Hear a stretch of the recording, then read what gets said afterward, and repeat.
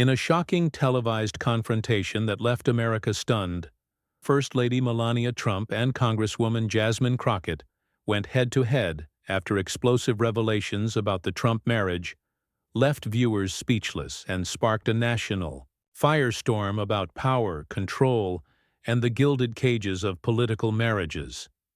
The tension in the CNN studio was palpable as the live broadcast of Political Pulse began. The sleek set was illuminated with harsh lighting that seemed to anticipate the confrontation about to unfold. 5 panelists sat around the curved glass table, but it was Congresswoman Jasmine Crockett's unexpected appearance that had social media buzzing before the segment even began. Welcome back to Political Pulse, where today we're discussing the role of political spouses in the modern era, said moderator Angela Reeves, her voice steady despite the evident tension. We're joined by an unexpected addition to our panel, Representative Jasmine Crockett of Texas, who requested to address some comments made earlier by our other guests.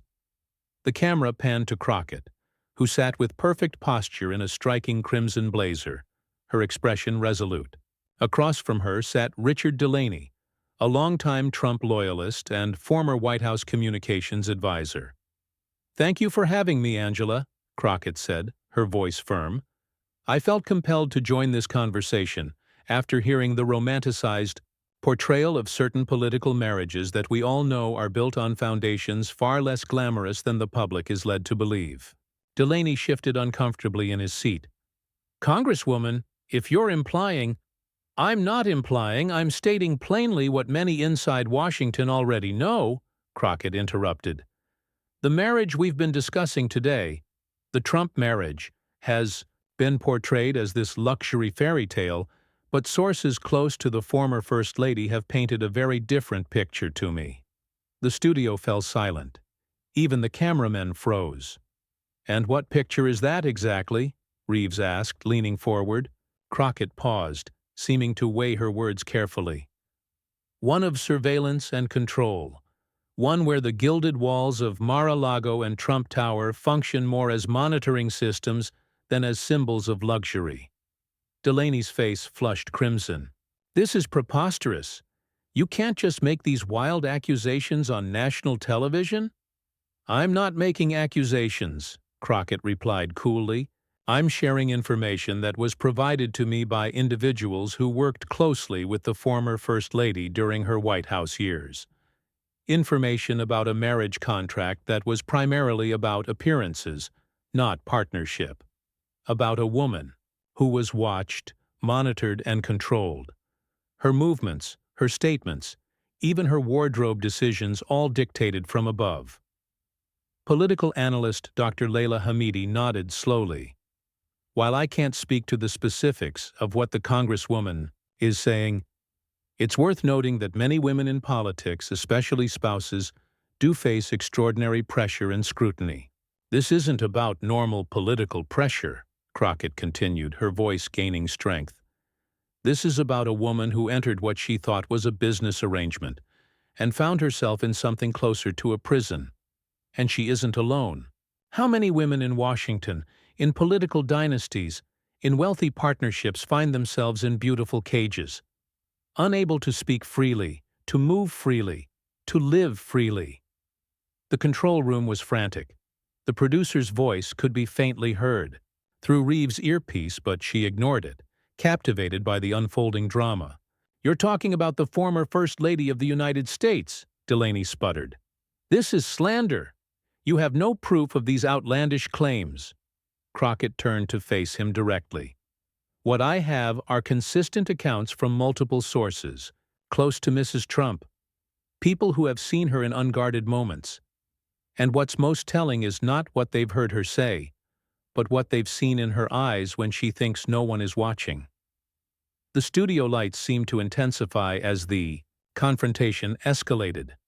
Reeves attempted to regain control of the segment. "Congresswoman, these are serious allegations. Can you elaborate on who these sources are?" "I cannot compromise their identities," Crockett replied.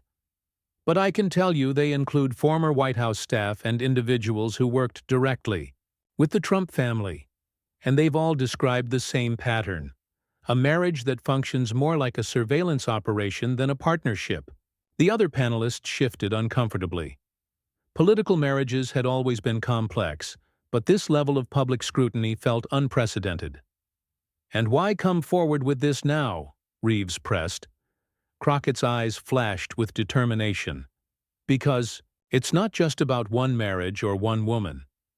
It's about a pattern we see repeated throughout politics and powerful institutions. Women who are silenced, controlled, and monitored under the guise of protection or propriety. And it's time we started having honest conversations about these invisible prisons." As the segment cut to commercial, phones across America were lighting up with notifications. The interview had already gone viral, with clips spreading across social media platforms at lightning speed. And somewhere in Palm Beach, a phone was ringing with news that would set in motion a storm unlike any Washington had seen before. The private villa at Mar-a-Lago vibrated with tension as Melania Trump ended the call, her usually composed face betraying a rare flash of genuine anger. Her former chief of staff, Caroline Bennett, stood nearby, watching with growing concern. "How could they air such fabrications?" Melania asked, her accent thickening with emotion. "This congresswoman, she knows nothing of my life, my marriage." Caroline shifted uncomfortably. "The segment is everywhere, Melania. Trump marriage truth is trending nationwide. We need to respond quickly." "Respond? To lies?" Melania paced the marble floor, stilettos clicking sharply with each step. "These people, they think because I am quiet, I am weak. Because I choose privacy, I must be controlled." She stopped suddenly, turning to face Caroline. "Call Robert. We end this now." Back at CNN, the commercial break was ending. The tension had only intensified, with producers frantically whispering to each other behind the cameras. Angela Reeves touched her earpiece, nodding as she received instructions. "Welcome back to Political Pulse," she said, her professional demeanor barely concealing her discomfort. "Before we continue our discussion, I need to inform our viewers that we've received communication from representatives of former First Lady Melania Trump. They've categorically denied the claims made earlier and have demanded an immediate retraction." Jasmine Crockett raised an eyebrow, seemingly unfazed. "Of course they have. That's how this works. Power attempts to silence truth." Richard Delaney seized the opportunity. "This is precisely why these kinds of baseless allegations are so dangerous. You've made serious claims without a shred of evidence, Congresswoman." "Evidence comes in many forms," Crockett replied calmly. "Just as control comes in many forms. Some marriages become elaborate systems of monitoring disguised as protection, of isolation disguised as privilege." Dr. Hamidi interjected. "Perhaps we should broaden this conversation. Representative Crockett seems to be highlighting a pattern that extends beyond any single relationship." "No," Delaney cut in sharply. "We're not going to normalize these unfounded attacks by pretending they're part of some larger sociological discussion." The studio doors suddenly burst open. A tall man in an impeccable suit strode onto the set, followed by two nervous-looking producers. The man handed a folded document to Reeves, who scanned it quickly, her face paling. "This is Robert Klein, attorney for Mrs. Trump," one producer explained hastily. "We're live, sir," Reeves said, clearly flustered. "This is highly irregular." "So is defaming my client on national television," Klein replied coldly. "Congresswoman Crockett, consider this your formal notice. Mrs. Trump is preparing legal action for defamation unless a full retraction is issued immediately." The studio fell silent.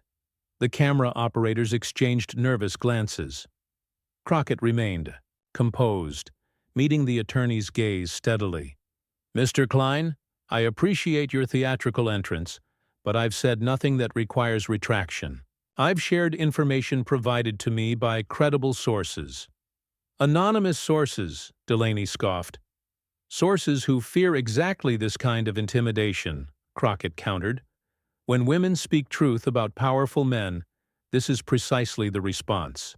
They fear legal threats, public humiliation, professional consequences. Klein's jaw tightened. This isn't about silencing women. This is about preventing the spread of malicious falsehoods. And yet, Crockett said, rising from her chair, how interesting that Mrs. Trump sends a man to speak for her. Again. The tension crackled like electricity across the studio. Reeves attempted to regain control. Perhaps we should— No, Crockett interrupted firmly. I won't be silenced, and neither should the women who confided in me. So let me be perfectly clear, Mr. Klein. I speak the truth as it was told to me. If Mrs. Trump wishes to dispute these claims, I welcome her to do so herself, not through proxies and legal threats. Social media exploded anew as clips of the confrontation spread. "I Stand with Crockett" began trending alongside "Melania Speaks Truth." The country was dividing along familiar lines, but something unexpected was happening too. Women across political spectrums were sharing their own stories, of feeling trapped in marriages, relationships, and situations where their voices had been systematically diminished. In Palm Beach, Melania watched the unfolding scene on her private television, her expression unreadable. Caroline stood nervously nearby. "They're saying you should speak directly," Caroline ventured carefully. "Make a statement yourself instead of through representatives." Melania's gaze remained fixed on the screen where Crockett continued to stand her ground against Klein. "She says I am in a cage," Melania said softly.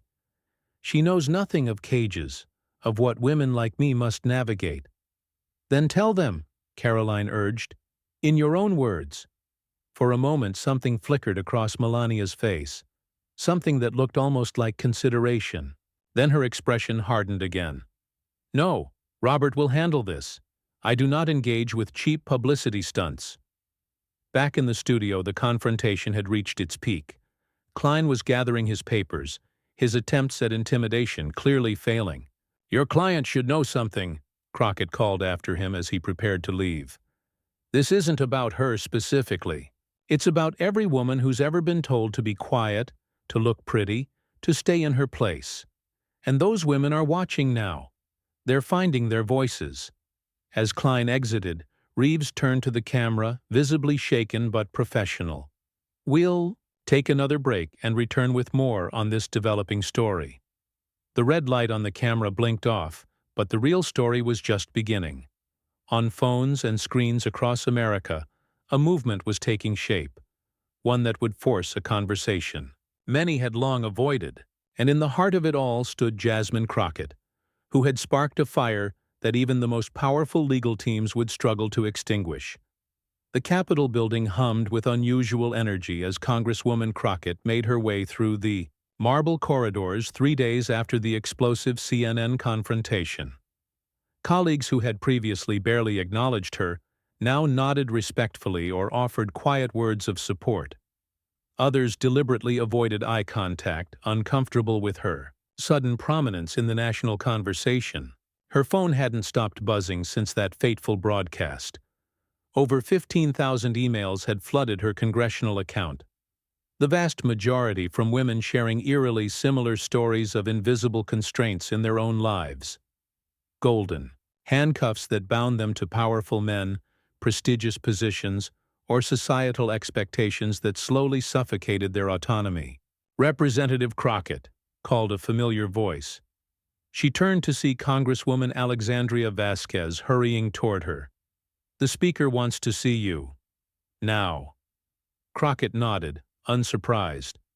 The political machine was predictable in its response to disruption. "They're going to ask me to back down, aren't they?" Vasquez gave a slight shrug. "They're concerned about the legal implications. The Trump team has filed the defamation suit, as promised. $50 million in damages." "Of course they have," Crockett replied, straightening her jacket. "Let's not keep the Speaker waiting." Meanwhile, in a sleek Manhattan studio, Barbara Walters came out of retirement for a special 1-hour interview that had the nation holding its breath. Melania Trump sat opposite her, impeccably dressed in a cream-colored suit, her posture perfect, her expression carefully composed. "Mrs. Trump, thank you for agreeing to this conversation," Walters began. "It's been quite an extraordinary week, following Congresswoman Crockett's statements about your marriage." "Yes," Melania replied, her voice measured. "Extraordinary is one word for it. You filed a substantial lawsuit against the Congresswoman. Many would have simply issued denials through representatives. Why did you feel it necessary to take such significant legal action?" Melania's eyes narrowed almost imperceptibly.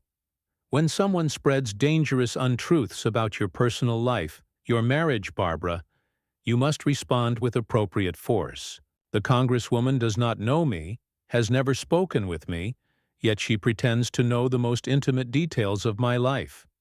And what would you say to those who suggest your response appears to confirm her characterization of control and silencing?" Something flashed across Melania's face, a micro-expression of frustration quickly masked. "I would say they know nothing of true control. Nothing of what it means to come from where I come from, to build what I have built." The interview continued with Walters pressing gently but persistently, her legendary interviewing skills drawing Melania further than her handlers had intended. "You speak of building something," Walters noted. "What exactly have you built that you're most proud of?" Melania paused, seeming to consider her words carefully. "My life on my terms, Barbara. People see what they wish to see. They create narratives that suit their politics. The Congresswoman sees a victim because that serves her purpose. Others see a trophy because that fits their story. Very few bother to see a woman making her own choices within the constraints life presents." "And would you say your marriage has constraints?" "All marriages have constraints, Barbara. All lives have constraints. The question is whether you choose them or whether they are forced upon you. I have always made my choices." Back in Washington, Crockett emerged from the Speaker's office, Vasquez waiting anxiously in the hallway. "Well?" Vasquez asked. "How bad was it?" Crockett smiled, surprising her colleague. "They want me to stop talking about Melania specifically, to focus on the larger issue. And I told them I'd be introducing the Public Spousal Well-Being Act tomorrow morning." Vasquez's eyes widened. "You're doubling down?" "I'm redirecting," Crockett corrected. "This was never about one marriage or one woman. It's about a pattern that spans across party lines, across socioeconomic backgrounds. It's about women who become political assets rather than political partners." The following morning, the steps of the Capitol were crowded with press as Crockett announced her proposed legislation, flanked by an unexpected coalition of supporters from both parties. The Public Spousal Well-Being Act will establish mandatory mental health support services for the spouses of all elected officials, she explained to the assembled crowd. These individuals often sacrifice their own identities, careers, and autonomy for the political ambitions of their partners. They deserve resources that acknowledge these unique pressures.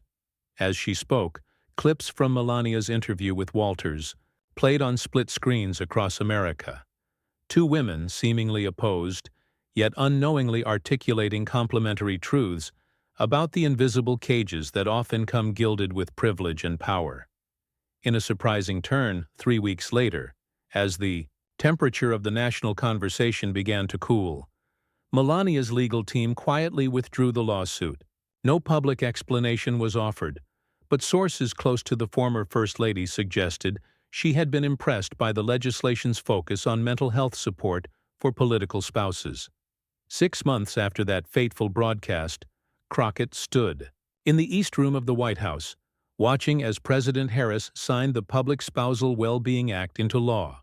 The journey from confrontation to legislation had been fraught with political landmines, but the bill had ultimately gained bipartisan support, particularly from female legislators whose own spouses had candidly shared stories of isolation and identity loss. As the ceremony concluded, Crockett felt her phone vibrate with a notification. A text from an unknown number simply read, Not all cages are visible. Not all freedom looks the same. Well done, Congresswoman. She would never be able to verify whether the message truly came from Melania Trump, but in some ways, it didn't matter. The conversation had evolved beyond either of them now, creating ripples across political families throughout Washington and beyond. That evening, Crockett appeared on CNN again, this time as the architect of landmark legislation rather than an instigator of controversy. Angela Reeves welcomed her warmly. 6 months ago, you sat in that chair and sparked what many are calling a watershed moment in how we discuss the private struggles of public figures, Reeves noted. Did you anticipate the impact your words would have? Crockett smiled thoughtfully. Truth has a power all its own, Angela. Sometimes it just needs one person to speak it aloud, and then it finds its own path. This was never about exposing one marriage. It was about acknowledging the complex realities many women navigate silently. Some of the most beautiful cages are still cages, and even the strongest women sometimes need permission to admit they feel trapped.